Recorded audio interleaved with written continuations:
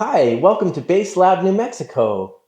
Today, we have the pleasure and the privilege of sitting with Mr. James Whiton. Hello, James. Hello. How you doing today? I'm having a great day. Yeah, This is fun. this is really fun. Yeah, and you've got your buddy there, This is Dan the man. Dan the man. He's behaving himself right now, which is pretty good. He must feel the good vibes. He feels the good vibes. Yeah, the bass vibes. The bass vibes. The bass vibes are strong in here. So, yeah, I understand your mom was a bass player. That's really cool. Yeah, Wow, your mom. I know. Wow. She majored in music at UNM, and she played with the World Symphony with Leonard Bernstein for a little while. Went on tour all over the world. Came back to New Mexico, and she was played with the New Mexico Symphony for like well over 20 years. She was principal for the majority of that time, and she played pregnant with me as well. So up till she couldn't reach anymore. Wow. But so I was exposed to bass in utero. You're a natural bass player from the No beginning. surprise that I ended up gravitating towards the instrument. Yeah, that is so cool. That is so cool. And then you started on cello before bass when you were a kid. You were Yes. okay. Was that how was that dealing with strings tuned in fifths, and then now you've got a bass and the strings are tuned in fourths? Was that a real was that a thing to have to overcome? I switched over at about 11, and Yeah. so it was odd at first. I remember just my hand couldn't reach all the notes either because bass is only three and cello is four, and so it was took some getting used to. But I'll never forget Ron Tier, who's one of the stalwart pillars of the Albuquerque music education community. He told me when I was about 14 or 15, he said, "You weren't really that good of a cello player, but you are a really good bass player." So, Oh my goodness. yeah. So I felt like that legitimized my switch. Wow. That's that's an intense thing to hear. But yeah, that's really great. And did you ever really get into the Fender bass, the electric bass, or were you just you're always been a string bass player, right? Always been a string bass player, yeah. Yeah. Bass guitar, it's similar enough that I would pick it up from time to time, and I knew where the notes were, but I think as with many players who start off on the string bass or the upright bass, my right hand is very accustomed to playing with a lot of force because the tension on the strings is more, and that doesn't sound so great on a bass guitar. Uh, when I broke my arm when I was about 24, I rehabbed my hand playing a bass guitar that I just stood on a stool and played Oh, just to get my left hand moving and pressing down. But as soon as I was able, I went back to the yeah, to the. yeah. I almost said to the real bass. Is that fair? No, that's not fair. Well, They it both is. have value. Well, back in the day when they made the electric bass and they had to decide how to tune it, they tuned it like a double bass. That is true. So So there it's you second go. generation. Yeah, that's right. That's right. Yeah, that's an intense story about your rehabilitation. You were on tour, and is that what you were talking about when your arm was injured? Tell us that story. Yeah, I was in a band called Apricot Jam. It was my first real band. I had been in groups, collectives of people who played in garages prior to that, but it was my first steady band, and we started doing really well in Albuquerque. We played at EJ's Coffee House a bunch, which was a kind of local counterculture hangout. And then we got a gig playing at the Dingo Bar every Sunday. And the Dingo Bar was like the spot for live music in Albuquerque. And Miguel paid us $100 to play Sunday for free cover charge. And it became this kind of counterculture destination in Albuquerque. And so we built from that. We started touring. We weren't actually on tour when I got into the car accident. We were home in between tours, and an Albuquerque driver ran a red light and hit me, and my truck rolled over and crushed my arm underneath. So, Your uh, left arm. yeah, my left, right, uh, trying not to use the medical jargon, but it was the both arm bones very close to the wrist, and then I also fractured some of the wrist bones. So 7 general surgeries. They repaired it, did some bone grafting and skin grafting and all of that, and then I worked with an occupational therapist for nearly a year, rehabbing my hand so that I could play Wow. again. I wore a cast for a year, and then I wore a protective brace for another couple of years after Yeah. that. Yeah. But so far, 20 years of professional music playing after that, I think it worked. Wow. Rehab.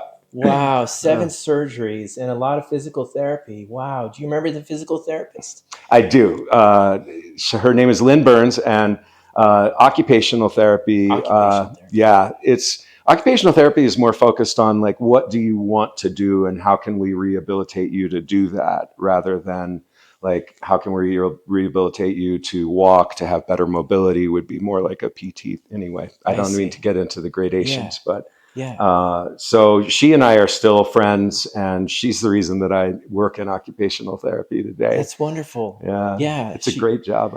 That's a life-changing thing, you know? Yes, You're sitting there, you I mean, for any musician, you know, injuring a hand is could be one of the scariest things that could ever happen, and I think that's one of those times where you have to embrace the light and believe that you're going to heal. Maybe it sounds like you did a absolutely. lot of that. I did a lot of that. Yes. And it was nice to have a therapist that worked with me and gave me motivation to do that too. I think that was what I left the whole experience with, was how this provider had just, kept me going, kept me motivated, kept me focused on what I wanted.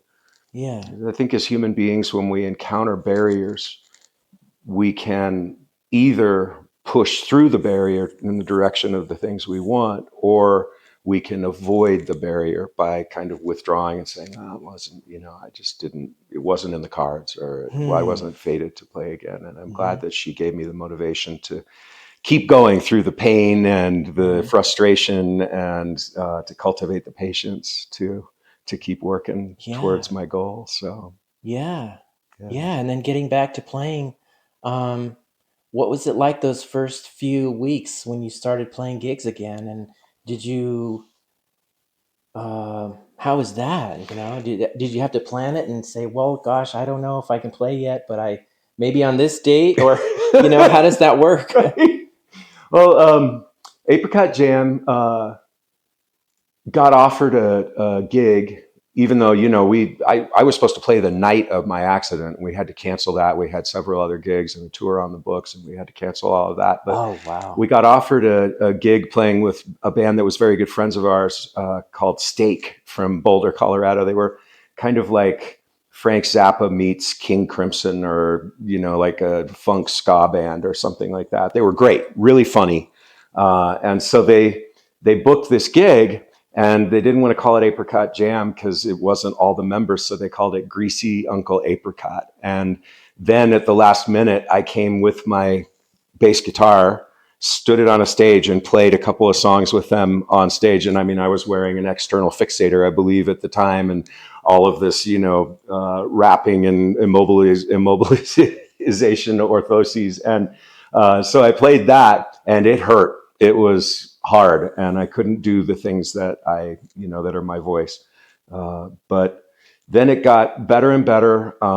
We played a couple of gigs at the Dingo, and then we booked a little tour. And so, in preparation for the tour, we did my comeback show, and that was, I believe, 9 months after the accident. And so we played. I played the upright bass, It hurt really bad. My fingers were clumsy, but I did the best I could. And then we went on our tour that summer, and we played at the Fox Theater in Boulder as one of the dates on that tour. And they gave us a recording that was a really nice, well balanced, well mixed recording. So we just put that out as our album and kept touring after that. So I guess by then I was feeling better, Yeah. more like myself. Yeah. But yeah, then I remember listening to that album a year or two later and going, oh, yeah, wasn't quite hitting what I wanted to hit yet, you know? But we learn, right? I wonder if you listen to that album now, though, if you would hear, hey, it sounds pretty good. Yeah. Isn't that funny? Yeah. When we were talking on the phone, I was talking about how recordings are just a Polaroid of Hmm. how you looked on that particular day of that month of that year. Yeah. And, just like when you look at a picture of yourself from a decade ago or 2 decades ago, you might say things like, what was I thinking with that haircut? Or that shirt looked terrible on me. But you also kind of look at it and go, wow, I was so young and full of life. And, so I think there's both sides of that equation. Yeah. I do listen to those recordings and say, I had so much fire. I was like fearless. And then I wish I had a little more restraint. So, Huh. but Wow. yeah, we mature, right? Yeah. Hopefully. Well, music is a language, and what you might want to talk about when you're 30 is different than what you might want to talk about when you're 50. Isn't that the truth? So, and you've talked a lot of music with a lot of bands. You've been in some bands, Apricot Jam, and then all your years with the Eric McFadden trio, not playing electric bass, but rocking, seriously rocking on the string bass. Yeah, And you were with him for quite a while. it was. Yeah, Yeah. quite a while. Yeah, we played together solid for about 11 years. And at our height, we were doing 250, 300 shows a year, touring all over the place. We had a record label in Paris that would put out some records for us. So we got to tour a little bit over in Europe, and that Cool. was really fun. Cool. Yeah, Eric he's an incredible human being, an incredible guitar player.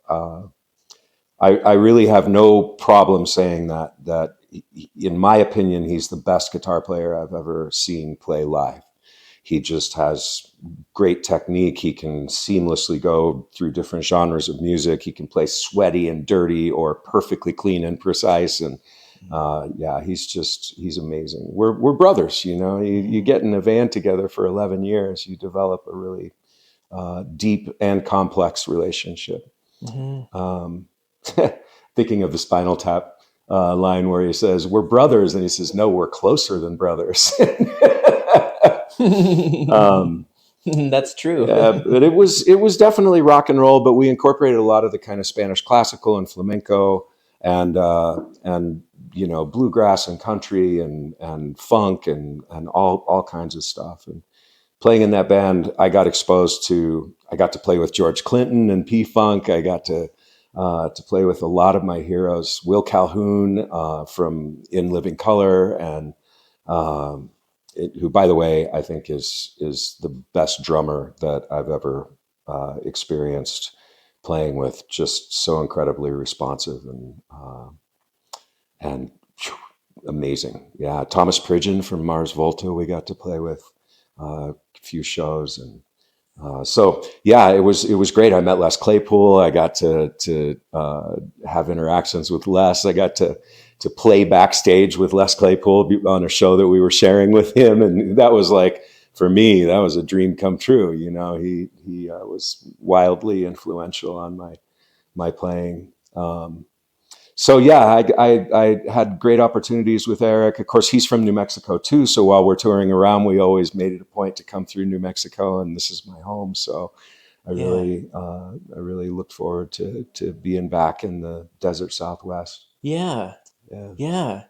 And You when you're playing with Eric McFadden on the road and rocking out with the upright bass, you ended up kind of exploring the electric upright bass, um, sort of before they were so popular, when they were just sort of really coming out. And Yeah. as a matter of fact, you kind of helped develop this, Yeah. right? Tell us about Yeah. that. You're on the road, you're playing this bass, and things are happening to it, and you're having to repair it, and you're having to call Yamaha, and then they sort of ended up using you as sort of one of their product testers for the Yamaha silent bass. Is that right? Yeah, you got it exactly right. It was an interesting process. I was on the road a bunch, so I was trying to get endorsement money, and Gallion Kruger came through very nicely. They set me up with a bunch of really really nice equipment, and I just think that's a great company. They make great products. Mm. And then I was looking at the electric upright basses because when you're on tour and changing climates and and you're in a van with some guys and there's a bunch of debauchery going on, like I just was always very worried about my beautiful Juzek bass and the volume that we played at, rock band volume, the electric or the acoustic upright. It was very difficult to control. I had parametric equalization and a feedback killer, and every room is different, so I had to go through this process of figuring out where the hot spots were and dialing them out, and still couldn't get to the volume that I really liked. Certain notes that you had to play lighter than other notes because they start to feedback, and so That's you right. can't play every note in the same volume. You're feathering certain notes because they're going to go out of control. Yeah, totally. Exactly right. Um, and I started trying out, electric upright basses, and most of them, I believe, are made for crossover from bass guitar. So they're set up like a bass guitar that's just Mm-hmm. turned 90 degrees. Yeah, yeah. And then I found this silent bass, which was originally made as a practice instrument for classical musicians, so that they could plug in their headphones and play and not bother their roommates or their neighbors or whatever. And I tried one, and it felt like my bass. The neck was at the right place, like between the seventh and eighth fret, Mm-hmm. and Mm-hmm. and the neck is rounded, the bridge is rounded, so that the bow, you're not bowing more than one string at once when you're trying to The get through. And radius, yeah, it's got a yeah, regular radius on the strings. yeah, and the adjustable bridge too, Mm-hmm. and then they retained this part of the body so that it conforms to the way that the instrument sits against my body instead Mm-hmm. of like having to put it on a Mm-hmm. stand. And Yeah. uh, And when you're on the road trying out these EUBs for the first time, what year is this? This is like this is really new technology. This was yeah, what year are we talking about? Like, we're talking like 2003, 2004, sometime okay, around yeah. then. So I mean, between then and now, the Yeah. electric upright bass scene has exploded. Yes. But I mean, this is kind of preliminary a little bit. Right. So you didn't have as many options. Right. That's true. And of course, when you were saying that, I was thinking about the Ampeg baby bass, right? Which is like it's been going on forever, It's been going on forever. It's a certain animal. It's a certain Yes, animal. it is a Yeah. certain animal. And those are cool. Those feel more like this to me. But the Yeah. way the body is on those, it doesn't fit right against my body. Mm-hmm. And Mm-hmm. uh, so, yeah, I found this and I contacted Yamaha. I'm like, hey, I'm touring. I'm out there all the time. I'm playing with Eric McFadden. I have, these name drops and all of that. And they kind of wrote back like, so who are you? So they weren't really interested. So I had a friend who endorsed Yamaha, and I got him to order this under his endorsement, and I started playing it. And as you said, when I was on the road, different things were breaking on it because it was made as a kind of practice instrument rather than a live Tour. instrument. Go on tour. Yeah. Yeah. And so I was calling the Yamaha warranty manager, who was very nice, very great, would ship me parts to replace parts on this bass so that it would time when I was in a certain place. And he was always very, very good about that. Really friendly guy, really nice guy. And and then I started telling him like, well, this plate underneath the bass, it's digging out because you've just got these little tiny wood screws holding it in. So I got these thicker wood screws, and it really seemed to help. And the end pin piece was welded with really kind of light material, and so it broke. So I was in a town where I had a friend who welded things, and he welded it back, and it seems to work a lot better. And we put a thicker steel plate on it so it doesn't bend. And he was like, this is fascinating. I really like this. And then he told me, I think what happened is the pickup went bad in my bass. And he said, I'm going to ship you a new one and send your old one back to me in the same box. And so I did that. And the new bass that I got had some of the things that I had talked to him about incorporated in the actual Interesting. instruments. So we had a talk, and he said, yeah, you've kind of been beta testing these instruments for me or whatever. There you go. Yeah. That's the real world. So, right and then he put me in touch with the right endorsement artist relations person, who then I was able to endorse Yamaha fully, but which came in really nice because I did play this bass on the Tom Waits recordings that I did, and so I got to put that they had provided the instrument for that. That's And great. So yeah, you got to record, not only play with Tom Waits, but you got to record for him. Yeah. That's incredible. And you didn't go with the traditional upright bass. You used the Yamaha. I used a bunch of different instruments. I used this instrument. I used my instrument, and then Tom had a World War One era K bass with gut strings on it. And so I had played like some different sounds on these other instruments that ended up, being recorded. And then he said, I really like the way you sound on my bass the best. And I was like, that's funny because it's really hard for me to play this bass with gut strings, which I've never really played before. And he said one of the most fascinating things. He said, I really like the sound of a consummate, experienced musician playing an unfamiliar instrument. It just sounds like they're straining to get what they want out of it, but they know how to get it. And then my mind instantly went back through all of his recordings, which I know intimately. And I'm like, that's the sound. That's the sound that he gets out of all his instruments, out of all his musicians. like Tom is the puppeteer and saying, this is what I want. And it was what an experience working with that man. He's amazing. Wow. What a feather in your hat. Not too many people can say that they recorded with Tom Waits. That's pretty awesome. It was the peak of my career, I think. It was really fun. And some of the people he had on those recordings, I felt like I was a kid that got to stay up after dinner and listen to the adults talk and just try and contribute without kind of irritating anyone. It was a lot of fun. He did demos of the whole record for himself mostly.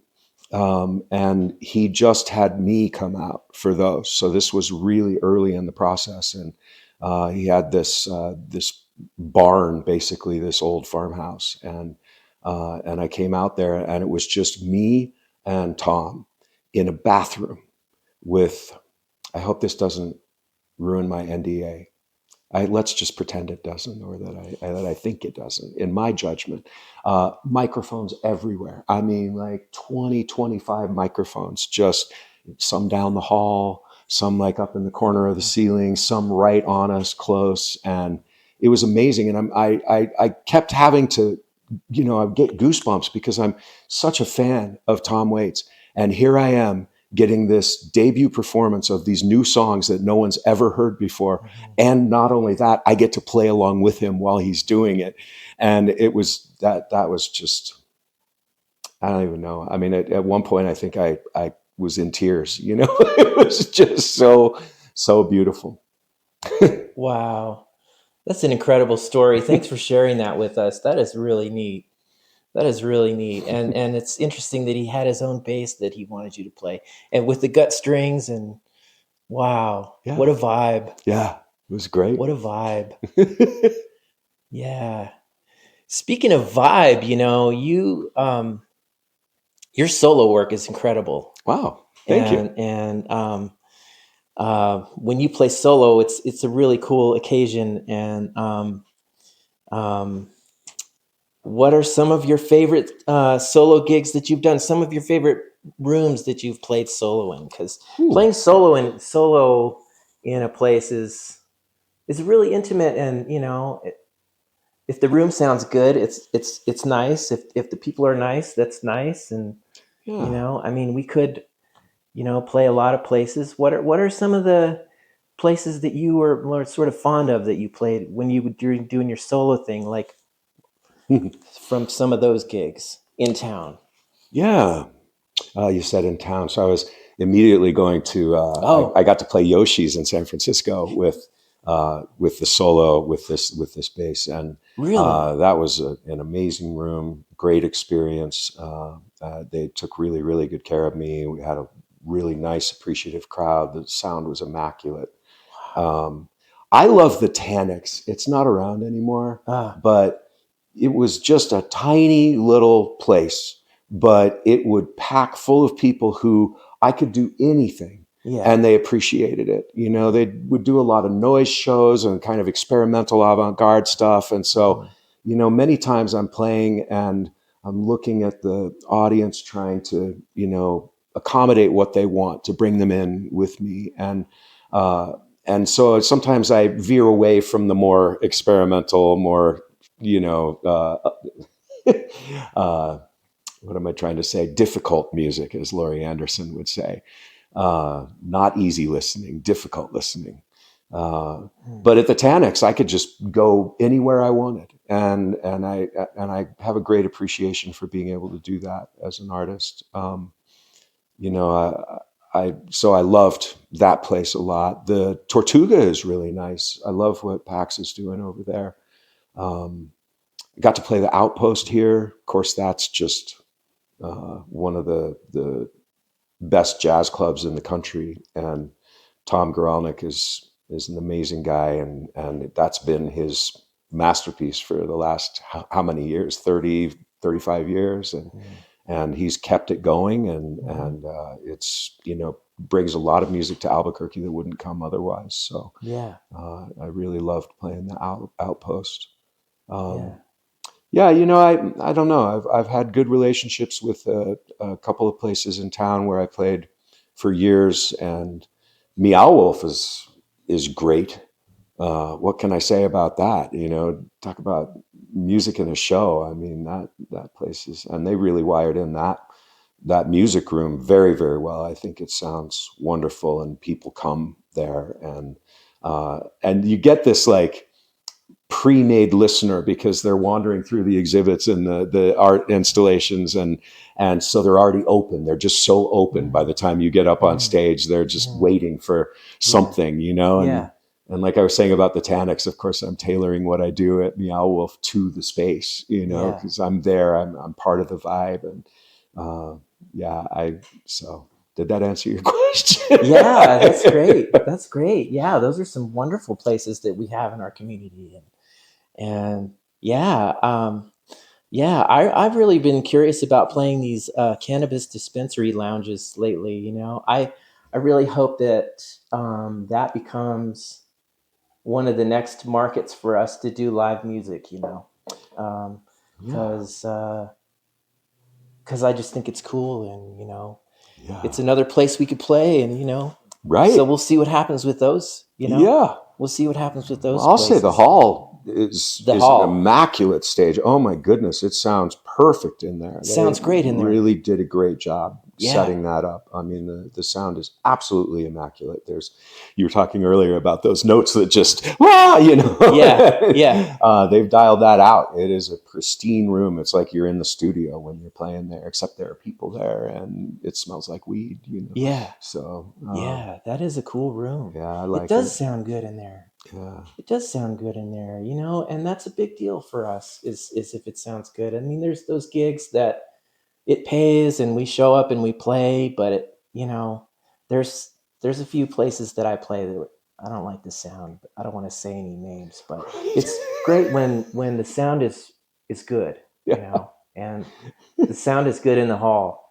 I don't want to say any names either, but I will say that one time I was playing an unnamed brewery, and there was an older gentleman who came and sat directly in front of the stage. And then I started playing, and he chose that moment to pull out his phone and try and call someone.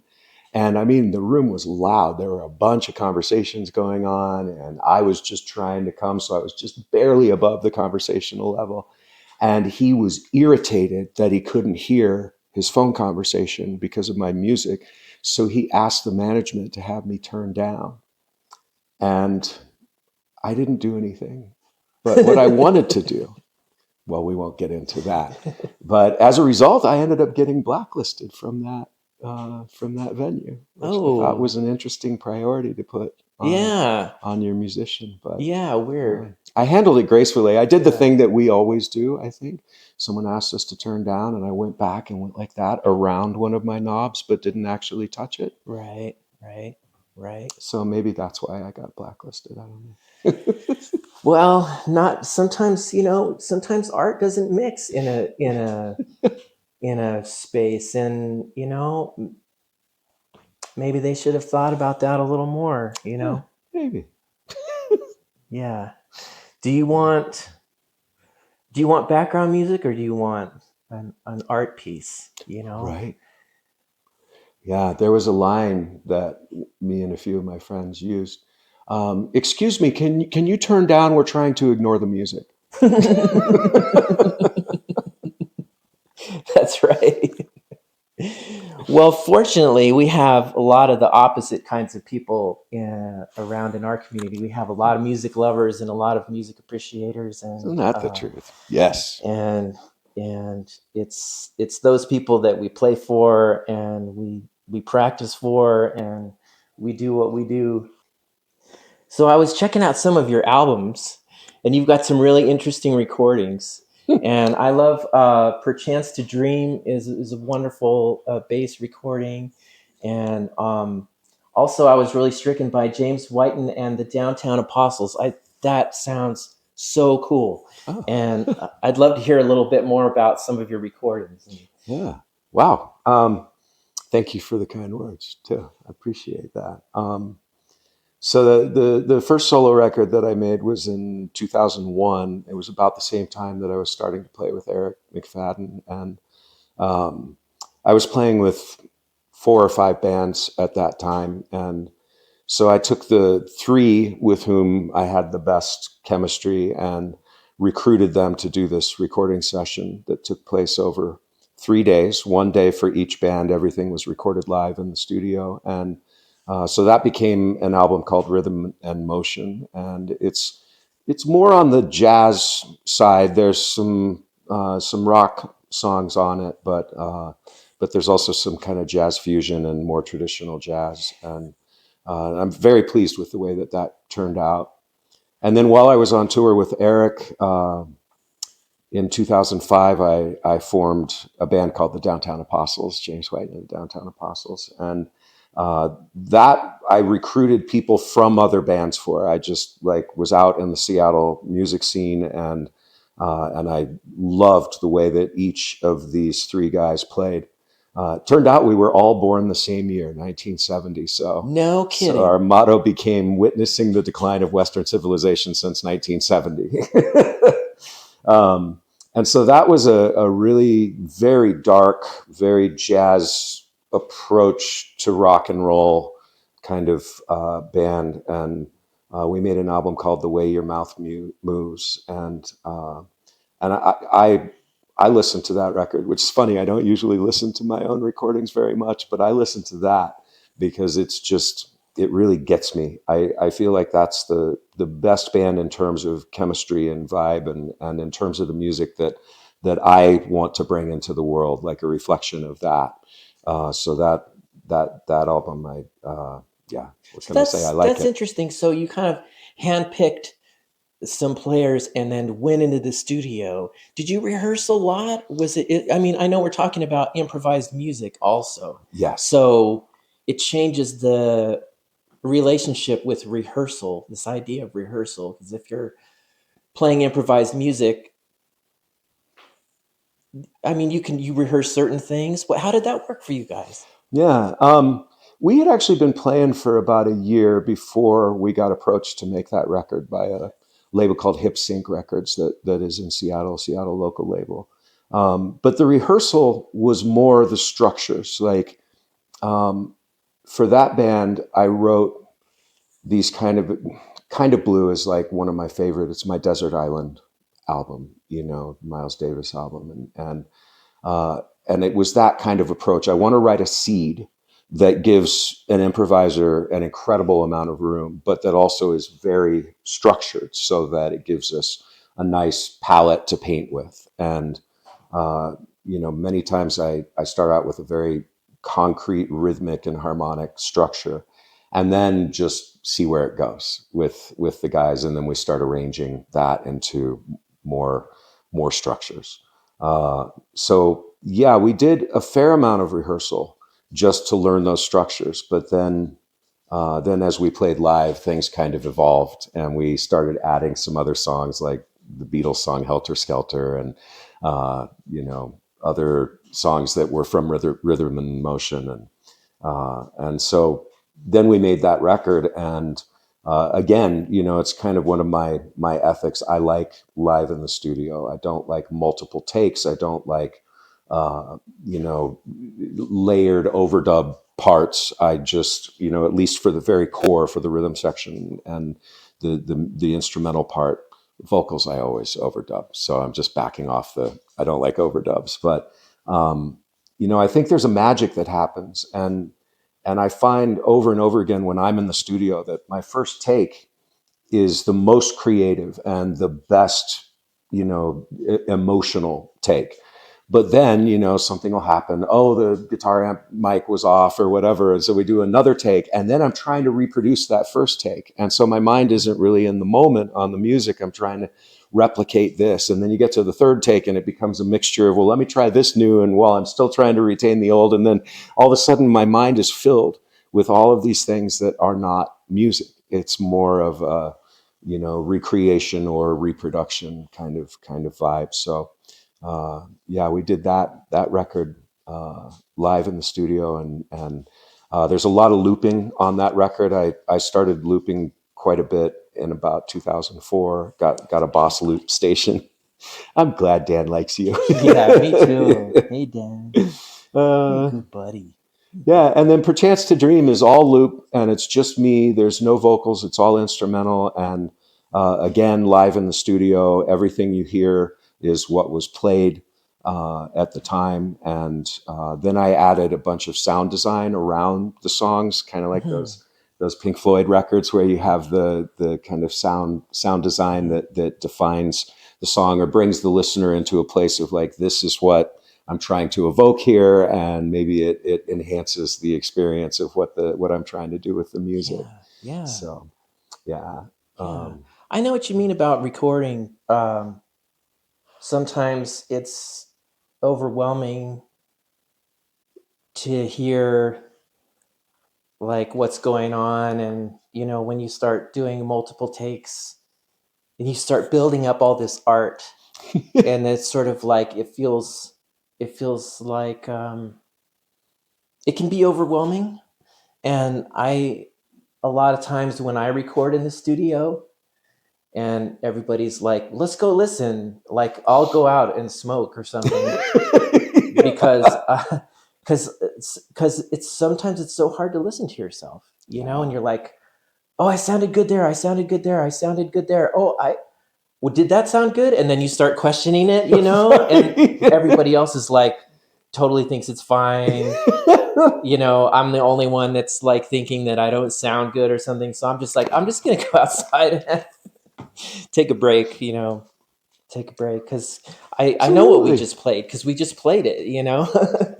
It's interesting. I think you're bringing up a point about being a bass player, right? I think that most other instrumentalists are really listening primarily to themselves. And then the rest of the band is kind of this tapestry behind them, And so when they listen to playback in the studio, they're listening to their part and not in. And I think that's natural. That's human. That's our instinct.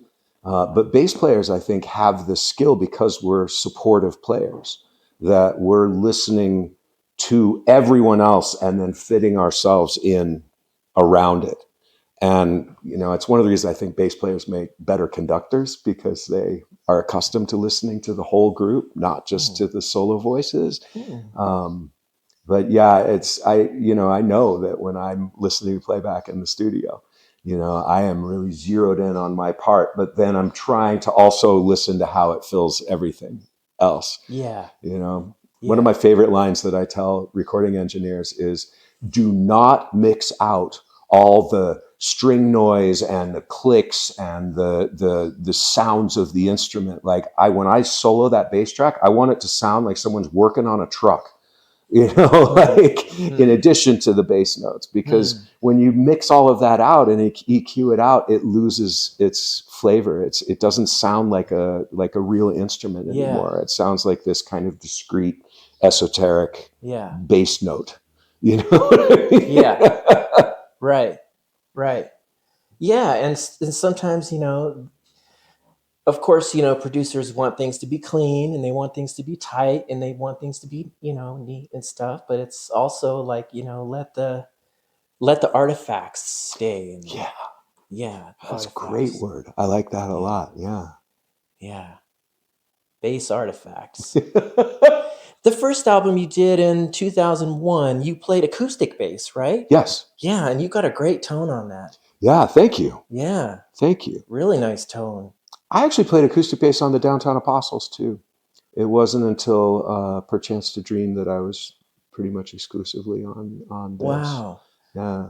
That's Uh, remarkable that you like the sound of this so much that in the studio you would go for this um, as your instrument. That's wonderful. You've really embraced it. You've really made it. You've really made a voice with this bass. And yeah. I love it. I mean, yeah. Stan Getz always said, if you're gonna play drunk, you should practice drunk. And so I think that's where that transition came to this instrument. Was I fell in love with it. I was practicing it a lot. I wasn't practicing the other bass as much. It started, I would bring both basses and kind of switch back and forth different songs. And that transition gradually started favoring this bass. And, so yeah, now when I practice, I usually practice on this instrument. And occasionally I'll come and play my Juzek just yeah, because she needs some attention too. yeah, But yeah, sure.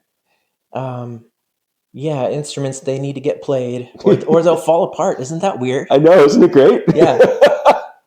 When you sit down and practice, what kinds of things do you like to work on? Mm, I mean, I guess depends on what's happening in your life and why you're practicing and what you're practicing for. But let's say you're like, I just want to do some playing. I just want to, what might you play? yeah, this is a great question. I'm glad you reminded me too, because I was going to start talking about my practice kind of ethos. But yeah, I have to learn 30 songs by Saturday. That's what I'm doing in practice, is trying to run those songs and just get them in my head and make a simple chart just of mnemonic devices so I can remember, like, oh yeah, that change comes the third time on that verse.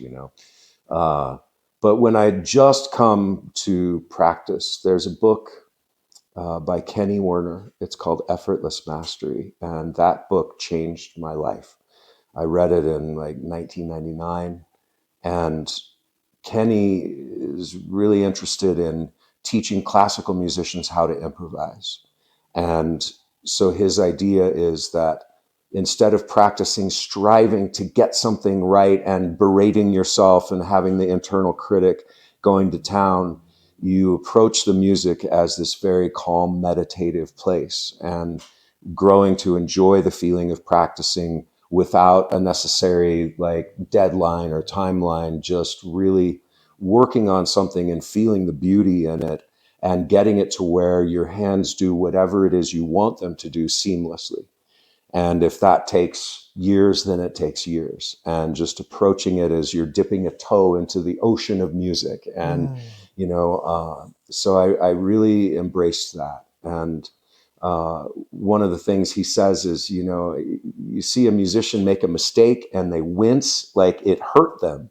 And he said, but if you closed the refrigerator door and it made that same sound, you would be fascinated and entranced with that. And you would just keep closing the door and say, this is the most beautiful refrigerator sound I've ever heard in my life. And, so kind of adjusting that attitude of everything I do with this instrument sounds beautiful. This is something that doesn't happen in my day-to-day life, this sound, and taking advantage of that. And so I usually start out picking up the instrument and just exploring, just seeing what sounds sound good today. And then inevitably I come across something, I'm like, ooh, I liked that. I want to do that again, and now I want to maybe add this to it. How can I do that relaxed and have my hands not fighting me to do that? And sometimes I'll pick it up because I heard something that I liked and I want to see how to play it. So I'll kind of take the oral memory and see how the instrument can reflect that. And then, end up sometimes changing that and writing something out of it. And Yeah. So. Yeah. That is so cool. Daniel Lenoir, the record producer, he says that he thinks musical instruments have songs in them, which I think is great. Yeah. Sometimes I'll be working on a piece of music, one of my pieces, and I'll just be strolling through the pads, the synth pads on my little sounds, and I'll find a sound. I'm like, "Ooh, I like that sound." Yeah. And then you'll write something. Yeah. It's sort of like that. Isn't that great? Yeah. Like there's there's songs in our instruments. And if we just play them, they'll come out. I love that. I mean, I think that is music, right? Part of it too, I think, is detaching ourselves from the "is this good enough" kind of ethos, right? Mm-hmm. If it's beautiful, I think it's good enough. Now on stage, it's a different thing. If the audience is not digging what I'm doing, I want to change it to see if I can bring them in, because that's the exchange of energy. When people love what I'm doing, I love doing it for them. Mm-hmm. Everyone is building up this beautiful thing together in the room. But I think when I'm writing, it's about what do I like? When I'm feeling out the instrument and seeing what it has for me today, right? That's more my set of aesthetics rather than trying to make it universal, right? Yeah, yeah. Well, and you give yourself to such universal things as playing War Pigs. Your version of War Pigs on the solo bass is bomb. Thank you. Would you like to hear it? Are you kidding? Would you like me to play it? Are you kidding? Really? No, You'd play War Pigs for us right now? I will do that right now. Holy shit. Okay. That sounds wonderful. All right.